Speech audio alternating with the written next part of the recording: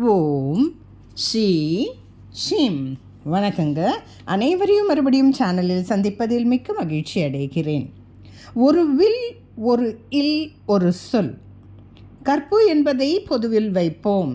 இதெல்லாம் பார்த்திங்கன்னா ராமபிரான் அன்றைக்கே காண்பித்து விட்டாருங்க. அதாவது பார்த்திங்கன்னா பங்குனி மாதம் வருகிற சுக்ல நவமி அன்னைக்கு பார்த்திங்கன்னா இந்த வசந்த நவராத்திரி வருது இல்லைங்களா, அதனோட முடிவில் வர்றது தான் அந்த நவமி அன்னைக்கு தான் ஸ்ரீராம நவமி. அதாவது ராமரின் ஜென்ம தினமே ஸ்ரீராம நவமி என்று நம்முடைய பாரத நாடு முழுவதுமே நாம் அற்புதமாக கோலாகலமாக ஒரு 15 நாள் திருவிழாவாக நாம் இதை கொண்டாடுவோம். பங்குனி மாதம் புனர்பூச நட்சத்திரமும் நவமி திதியும் இணைந்து வருகிற ஒரு திருநாள். இந்த வருடம் ஏப்ரல் மாதம் 6ஆம் தேதி 2025 அன்று இந்த திருவிழா நடைபெறுகிறது. இதற்கு பார்த்திங்கன்னா கொடியேற்றம் அந்த மாதிரியெல்லாம் ஒரு 10-15 நாட்களுக்கு முன்னாடியே நடந்துடும். திருவிழா தேர் திருவிழா நடக்கும், தெப்பல் நடக்கும், வேத பாராயணம் நடக்கும், நாம ஜபங்கள், சொற்பொழிவு, கதா காலட்சேபம், நாடகம், நடனம் இதெல்லாம் சேர்ந்து முத்தாய்ப்பாக இறுதியில் திருக்கல்யாணம், ராமருக்கும் சீதாவுக்கும் திருக்கல்யாணம் நடந்து ஸ்ரீ சீதாராம பட்டாபிஷேகத்துடன் இந்த திருவிழா இனிமையாக நிறைவு பெறும். கடைசி நாள் அன்னைக்கு இது நடக்கும்.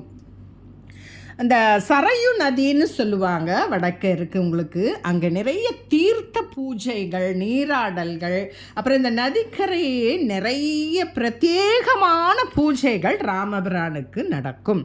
அங்கே மட்டும் இல்லைங்க, நம்ம தென் பகுதியில் ஸ்ரீ ராமேஸ்வரத்துலேயும் கும்பகோணம், அதாவது தெற்கு அயோத்தியான்னு சொல்லுவாங்க, அந்த கும்பகோணம் ராமசாமி கோயில் அப்படின்னு இருக்கும். அங்கேயும் ரொம்ப பெருசாக பந்தல்லாம் போட்டு பிரசித்தியாக தேர் திருவிழா, இந்த பூஜைகள்லாம் ரொம்ப சிறப்பாகவும் நடைபெறும். ஒரு சின்ன புராண நிகழ்வு இது. திதி தேவதைகளான அஷ்டமியும் நவமியும் ஸ்ரீமன் நாராயணனாகிய ஸ்ரீ விஷ்ணு பகவான்கிட்ட போய் முறையிடுறாங்க.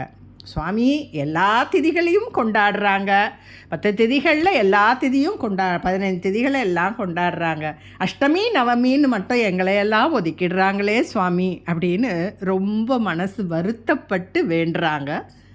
உடனே சுவாமி விஷ்ணு பகவான் என்ன சொல்கிறாரு, நீங்கள் கவலைப்படாதீங்க, உங்கள் அஷ்டமி நவமி இந்த 2 திதியிலே 2 அவதாரங்கள் செய்து உங்களை மகிழ்விக்கிறேன், கௌரவப்படுத்துகிறேன்னு சொல்கிறார். அதுலேயும் குறிப்பாக பார்த்திங்கன்னா கிருஷ்ணாவதாரம் அஷ்டமி தினத்தன்று நடக்கிறது.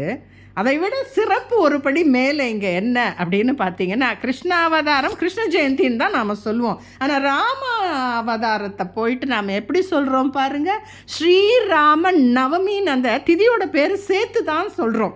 அஷ்டமியை விட நவமிக்கு பெருமாள் ரொம்ப முக்கியத்துவம் கொடுத்துட்டார் இதில் அப்படின்னு நாம் எடுத்துக்கலாம். அது மாதிரி நிறைய புராண நிகழ்வுகள் இருக்குது. ராமாயணத்தை பெரிய பெரிய பெரிய பெரியவங்களாம் சொல்லியிருக்காங்க. அடியேன் எளியனுடைய ஒரு சின்ன முயற்சி இது. நம்ம அன்னைக்கு என்னெல்லாம் முடியுமோ ராமரை பற்றி நாம் பேசிக்கிட்டே இருக்கலாம். கேட்பதும் புனிதம், சொல்வதும் புனிதம், அதை பற்றி எழுதுறதும் புனிதம். அதன் புண்ணியத்துக்கோ அந்த ராமநாம மகிமைக்கோ அதற்கு அளவே கிடையாதுன்னு நிறைய சொல்லியிருக்காங்க. சரி, இந்த ராமநாம நவமி வருது இல்லைங்களா, ராம நவமி, ஸ்ரீராம நவமின்னு சொல்கிறோம் இல்லையா, அதனுடைய வரலாறை கொஞ்சம் சுருக்கமாக பார்த்துடலாம். தசரத மகாராஜா இருக்கார், இவருக்கு அயோத்தியில் இருக்கார், குழந்தைகள் இல்லை, ரொம்ப சிறந்த மகாராஜா, ரொம்ப நல்ல ஆட்சி பண்ணுறாரு. புத்திர சோகம் வந்துடுது. வசிஷ்டர் அவருடைய குலகுரு, புத்திரகாமேஷ்டி யாகம் செய்யலாம் அப்படின்னு சொல்லி ஸ்ரீ ரிஷியஸ்ருங்கர் அப்படின்ற ஒரு மகரிஷி துணையோட ஹோமமெல்லாம் ரொம்ப சிறப்பாக பண்ணுறாங்க. யக்ஞம் யாகம் எல்லாம் செய்து அயோத்தியில் இது நடக்குது. யக்ஞேஸ்வரர்னு அங்கே வராரு. இந்த யாகத்தினுடைய பலனாக அவர் ஒரு பாயாச பிரசாதம் கொடுக்குறாரு. 3 மனைவிமார்களுக்குமே அதை பங்கிட்டு தசரத மகாராஜா கொடுக்குறாரு. அந்த பாயச பிரசாதத்தை சாப்பிட்ட கோசலைக்கு ராமனும், கைகேயிக்கு பரதாழ்வாரும், சுமித்ரைக்கு லட்சுமணன் சத்ருக்னனும் பிறந்துறாங்க. ஸ்ரீராமபிரான் மகாவிஷ்ணுவுடைய 7வது அவதாரம். அதர்மத்தை அழித்து தர்மத்தை நிலைநாட்ட அவதரித்தவரே விஷ்ணுவுடைய 7வது அவதாரமான ஸ்ரீராமபிரான். நாளொரு மேனியும் பொழுதொரு வண்ணமுமாக ஸ்ரீராமபிரான் வளர்கிறார். ஜனகபுரிக்கு போகிறாரு. அங்கே சீதா பிராட்டியை, ஜானகி தேவி ஜனகருடைய மகள், அவரை பார்க்குறாரு. ஒரு தனுசு, ஒரு வில்லை ஒடித்து சீதா பிராட்டியை மனம் புரிகிறார். மீண்டும் அயோத்திக்கு வராங்க. தன்னுடைய ஆட்சி பொறுப்பை பரதனிடம் ஒப்படைத்து விடுகிறார். தந்தை சொல் மிக்க மந்திரம் இல்லை என்ற ஒரு விஷயத்துக்காக 14 ஆண்டுகள் எல்லாருமே கானகம் போயிடுறார், மலைவி உள்பட சீதாதேவியோட. கங்கை கரைக்கு போகிறாரு. குஹனை தன்னுடைய சகோதரனாக ஏற்றுக்கொள்கிறார். பிறகு பஞ்சவடி போகிறாங்க. அங்கே அடைந்து அதன் பிறகு மாயமான் அப்படின்னு ஒரு விஷயத்தை பார்த்து சீதையை பிரிகிறார். சீதா பிராட்டியை பிரிந்து விடுகிறார். அனுமனுடைய உதவியால் சீதையை மீண்டும் ராவணனை வென்று அடைகிறார். சீதா பிராட்டியை அடைந்து விடுகிறார். தன்னுடைய உடன்பிறவா சகோதரர்களான விபீடனுக்கும் சுக்ரீவனுக்கும் முடிசூட்டுகிறார். ராமபிரான் மீண்டும் அயோத்தி அடைந்து வெகு சிறப்பாக ரொம்ப செம்மையாக ஆட்சி செய்கிறார். மேலும் தன்னுடைய மானுட வாழ்வு முடிந்ததும் தன்னுடைய ராஜ்யத்தில் உள்ள அயோத்தியில் இருக்கிற மக்கள் மட்டும் அல்லாது அயோத்தியில் உள்ள புல் பூண்டு செடி கொடி அனைத்துக்கும் மோட்சம் கொடுத்து மேலுலகத்துக்கு அழைத்து செல்கிறார். இன்றளவும் பார்த்தீங்கன்னா காசி மாநகரத்தில் மரிப்பவர்களுக்கின் காதுகளில் சாட்சாத் ஸ்ரீ சர்வேஸ்வரனே, ஸ்ரீ சிவபெருமானே ராமநாமம் உபதேசிக்கிறார் அப்படின்ற ஒரு அசைக்க முடியாத நம்பிக்கை, உண்மை, சத்தியம். பிறவையான ஒரு ஜடாயு சீதையை ராவணன் கவர்ந்து போகும்போது உதவியது. அந்த ஜடாயுவை தன் தந்தையாகவே ராமபிரான் ஏற்று காஞ்சிபுரத்துக்கு பக்கத்தில் திருட்புட்குழின்னு ஒரு ஊர் இருக்குது. இன்றளவும் ஸ்ரீ ராமபிரான் ஈமை கிரியைகளை அவருக்கு செய்து வருகிறார். ஸ்ரீ விஜய ராகவனாக, எப்படி நம்ம அண்ணாமலையார் வல்லால மகாராஜாவுக்கு செய்கிறார் இல்லையா, அதே போல் இங்கேயும் நடக்குது.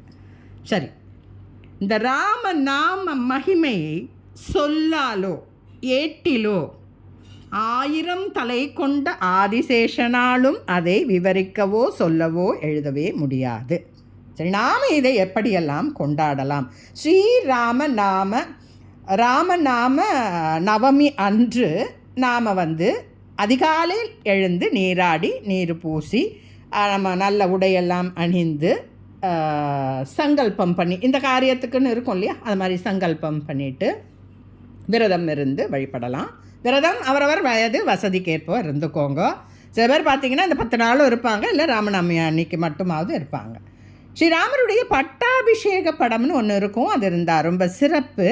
அப்படி இல்லைன்னா திருமணம் நடக்கணும்னு வேண்டுகிறவங்க அந்த ராமருடைய ஜாதகத்தை ஒரு மஞ்சள் காகிதத்தில் வரைந்து நீங்கள் அந்த திருமணத்துக்காக அந்த இது வச்சு நீங்கள் பூஜை செய்யலாம். அதற்கேற்றா போல் நீங்கள் பூவெல்லாம் போட்டு உங்களுக்கு தெரிந்த விஷ்ணு ஸ்லோகங்களோ ராமபிரானுடைய ஸ்லோகங்களையோ சொல்லலாம். எதுவும் தெரிலன்னா கூட ராமநாமம் ஜபித்து பானகம், நீர்மோர், பருப்பு வடை இதை மாதிரியெல்லாம் தானம் செய்து, அதை தாண்டி நீங்கள் என்னெல்லாம் முடியுமோ செஞ்சுக்கலாம், தப்பில்லை. தானமும் கொடுக்கறது சுலபம். இதை ஏன் நமக்கு இந்த பானகம், நீர்மோர், பருப்பு வடை அதெல்லாம் செய்கிறோம்னா, காட்டில் இருந்த ராமருக்கு இதுதான் கிடைத்தது. அதை நினைவு கூறுவதற்காக நாம் இந்த வகையான பிரத்யேகமான ஒரு சில நைவேத்தியங்கள் அன்றைக்கி செய்கிறோம். ஏன்னா மற்றதெல்லாம் எவ்வளோ வேணால் செய்யலாம், இதை கண்டாயமாக அன்றைக்கி செய்வாங்க. அதே போல் பார்த்திங்கன்னா சீதாராம கல்யாணம் அப்படின்னு கோயிலில் நடக்கும். அதில் போய் கலந்து கொள்ளலாம், இல்லைன்னா அதற்குண்டான உதவிகளையும் நாம் செஞ்சுக்கலாம். இந்த உற்சவம் பார்த்திங்கன்னா சரையு நதியில் ரொம்ப சிறப்பான பூஜைகள் நடக்கும். ராமேஸ்வரத்துலேயும் நடக்கும். கும்பகோணம் ராமசுவாமி கோயில் தென் அயோத்தின்னு சொல்லப்படுகிறது, அங்கேயும் போய் கலந்துக்கலாம். ராமர் அமர்ந்த கரை அப்படின்னு ஒரு இடம் இருக்குங்க சென்னையில், அதுக்கு பேர் தான் அமைந்த கரை. அது மருவி இன்றைக்கி அமைஞ்சி கரை அப்படின்னு மாறிடுது. மாம்பழத்தில் பார்த்தீங்கன்னா கோதண்டராமர்னு இருக்குது. நிறைய கோயிலில் ராமர் சன்னதி இருக்குது. உங்களுக்கு மதுராந்தகம் ஏரிகாத்த ராமர் இருக்கார் உங்களுக்கு. அந்த மாதிரி நீங்கள் திருநின்ற ஊர்லேயும் ராமர் கோயில் இருக்குது. இது மாதிரி எங்கெல்லாம் நீங்கள் இருக்கோ அங்கெல்லாம் நீங்கள் போய் செய்யலாம். ஒரு சின்ன விஷயம், உங்களுக்கு இதெல்லாம் என்ன பலன் அப்படின்னு பார்த்தீங்கன்னா, வினேஷு மனுஷ்யானாம் விருஷத்துக்னிஹ அப்படின்னு ஒரு வாசகம் உண்டு. மானுடராய் பிறந்தவர்களுக்கு மனிதனுடைய துன்பம் தெரியும். அதனாலே ராமபிரான் பிறர் துன்பத்தை தன்னுடைய துன்பமாக கருதி உடனே அதை நீக்கி களைந்து விடுவாராம். ஏன்னா அவர் மானிட அவதாரம் எடுத்து ரொம்ப கஷ்டப்பட்டார் இல்லைங்களா. அதனால் இந்த விஷயம் நம்ம இல்லத்தில் சகல சௌக்கியங்களும் வளரும், நோய் பிணி எதுவுமே நம்மளை அண்டாது, எதிரிகளுடைய தொல்லை ஒழியும். மகாவிஷ்ணுவுடைய அவதாரமான ஸ்ரீராமரும் மகாலட்சுமியினுடைய அவதாரமாக ஸ்ரீ சீதா தேவியும் மற்றும் ஸ்ரீ ஆஞ்சநேய மூர்த்தியின் அருளும் ஒருங்கே கிடைக்கும். திருமண பாக்கியம் கூடும், லட்சுமி கடாட்சம் நமக்கு கிடைக்கும், குழந்தை பேரு கிடைக்கும், குடும்பத்தில் அமைதி நிலவும். ராமாவதாரத்தில் ஸ்ரீராமபிரான் பார்த்திங்கன்னா குருவுக்கு நல்ல மாணவனாக, தந்தைக்கு நல்ல அற்புதமான மகனாக, உடன் பிறந்தவர்களுக்கு நல்ல சகோதரனாக, மனைவிக்கு நல்ல கணவனாக, மட்டுமல்லாமல் ஏகபத்தினி விரதனாக, நண்பர்களுக்கு உற்ற தோழனாக, பகைவர்களுக்கு சிம்ம சொப்பனமாக என்று பல வகையில் இந்த அவதாரத்தில் தன்னை நிலைநிறுத்தி காட்டியவர்தான் ஸ்ரீராமபிரான். இந்த மாதிரி நாம் ராம நவமி அன்று ராமபிரானுடைய கதைகளை கேட்பதும் சொல்வதும் பகிர்வதும் நிறைய சிறப்புகளை தரும். அன்றைக்கி அதை நினைத்து கொண்டு கூட இருக்கலாம். வயசாகி போயிடுது, என்னால் கோயிலுக்கு போக முடியல, எதுவும் செய்ய முடியலைன்னா வீட்டில் இருந்து இதெல்லாம் செய்யலாம், தப்பே இல்லை. ராமநாம ஜபம் எங்கே நடந்தாலும் ஆஞ்சநேயர் வந்து விடுவார். அவர் வந்தால் வேறு என்ன வேலை நடக்கணுமோ நாம் கேட்டு அதை செய்து கொள்ளலாம். இந்த அளவில் இந்த உரையை நிறைவு செய்து கொள்கிறேன். அனைவருக்கும் ஸ்ரீ ராம நவமி நல்வாழ்த்துக்கள். இந்த பதிவுகள்லாம் உங்களுக்கு பிடித்திருந்தால் கட்டாயம் லைக் செய்யவும், ஷேர் செய்யவும், சப்ஸ்கிரைப் செய்யவும் மறந்து விடாதீர்கள். மற்றொரு பதிவில் உங்களை சந்திக்கிறேன். நன்றி, வணக்கம். ஜெய் ஸ்ரீராம்.